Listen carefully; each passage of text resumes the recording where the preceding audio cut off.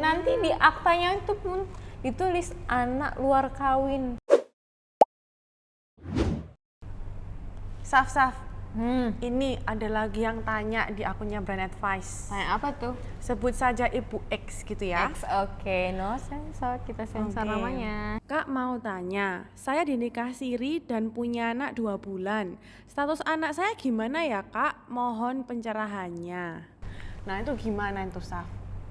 Oke, jadi gini teman-teman. Kalau misalnya nikah siri itu sah memang. Sah secara agama aja, tapi belum sah secara negara. Jadi kalaupun misalnya mereka cerai, ya nggak, nothing happen lah.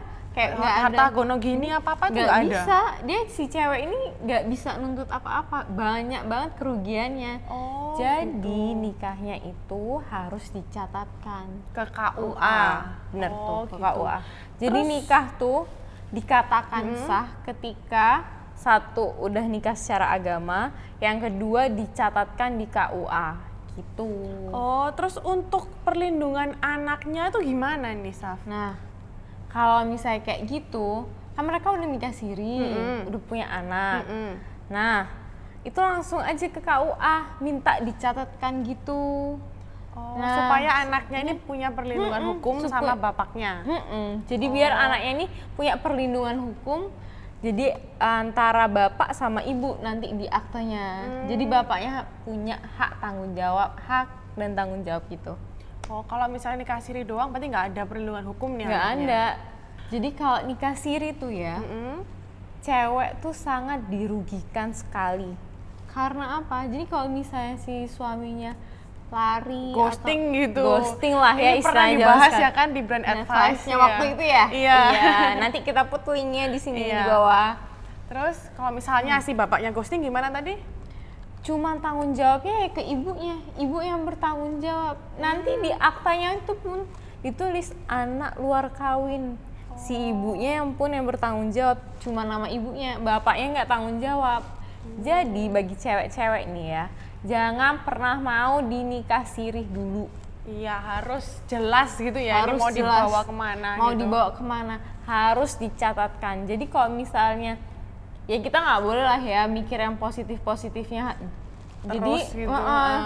Harus be aware gitu kan. harus beware, bener banget. Jadi kayak misalnya nanti kalau misalnya udah nikah siri, sangkanya aman, nggak aman sama sekali. Jadi kamu nikah siri ya secara agama aja.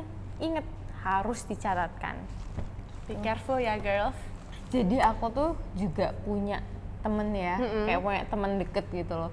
Jadi dia tuh nikah siri, aku udah bilang, kamu tuh harus dicatatkan. Enggak kok, nikah secara agama Pasti tuh tuh alasannya karena cinta. iya bener banget, dia tuh kayak alasannya cinta dan cowoknya mau bertanggung jawab dan lain-lain. Terus cowoknya tuh. Weh, ntar Nah, editor tiba-tiba udah nikah. Udah Nggak punya anak belum? udah punya anak. Oh, sampai anaknya ini umurnya 10 bulan. Setelah 10 bulan, nggak taunya cowoknya itu pergi kayak kerja Hilang gitu loh, gitu. hilang. kayak Bang Bang- Toib tuh nggak pulang-pulang. Nggak pulang-pulang. Tiba-tiba bawa istri baru dan istrinya tuh, istri sahnya itu ditulis di KUA. Oh kan, berarti yang temanmu ini dia Cuma nikah di siri siri, doang. di siri Walaupun doang. istri pertama. Walaupun istri pertama, benar. Jadi kayak ya status anaknya ujung-ujungnya jadi anak luar kawin. Meskipun udah nikah siri, maksudnya sah secara agama, kan tapi kan mereka nggak dicatatkan. Iya, padahal dia kan istri pertama ya. Padahal istri pertama, akhirnya ujung-ujungnya di akta anaknya yang bertanggung jawab itu ya ibunya. Oh, jadi Bang Jadi- Toib ini ya udah dia Bang sama Toib yang istri kedua itu. Sama istri kedua, mereka juga punya anak pula. Tapi si istri ini, temanku ini nggak bisa ngapa-ngapain.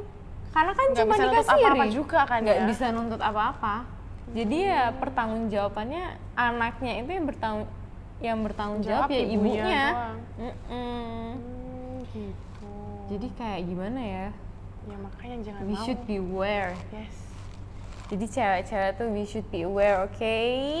Jangan pernah mau diomongin sama cowok nikah siri ataupun gimana-gimana, ataupun mau dimanfaatkan sama cowok, just be aware. Nah, terus gimana nih, Saf? Kan zaman sekarang ini cowok-cowok pada pinter ya kan ngerayu cewek kayak, aduh ayo kita nikah minggu depan. Kayaknya kamu pengalaman banget ya. Ngajakin nikah gitu. Gimana tuh kalau akhirnya zong, udah cowoknya hilang kayak Bang Thoyib? Aduh, kasihan banget ya si ceweknya. Kasian banget. Kasihan banget. Tapi nih ya, ada beberapa kasus di Indonesia nih, kalau misalnya dia mengalami kerugian, dia bisa tuntut perdata. Kerugiannya tuh maksudnya gimana? Kalau misalnya nih udah diajak tunangan, akhirnya udah DP sana sini, istilahnya udah kayak DP gedung Venue, atau ya kan, pokoknya gedung. dia udah keluar duit lah ya poinnya. Dia bisa gugat kalau misalnya dia pingin uangnya balik, dia gugat perdata. Si cowoknya ini digugat. Si cowoknya digugat sama si ceweknya dengan gugatan perbuatan melawan hukum.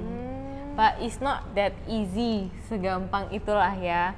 Kalau mau dipidanakan juga bisa. Gimana tuh caranya? Dengan cara pakai pasal penipuan. Karena kan udah dijanjiin.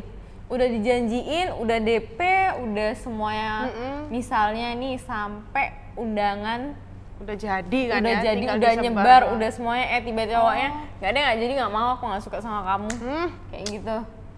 Itu Bisa dipidanakan. bisa gitu. dipidanakan pakai pasal penipuan. Oh, Kalau gitu. mau pidana, kalau mau uangnya balik, karena itu pakai gugatan perdata, perbuatan melawan hukum.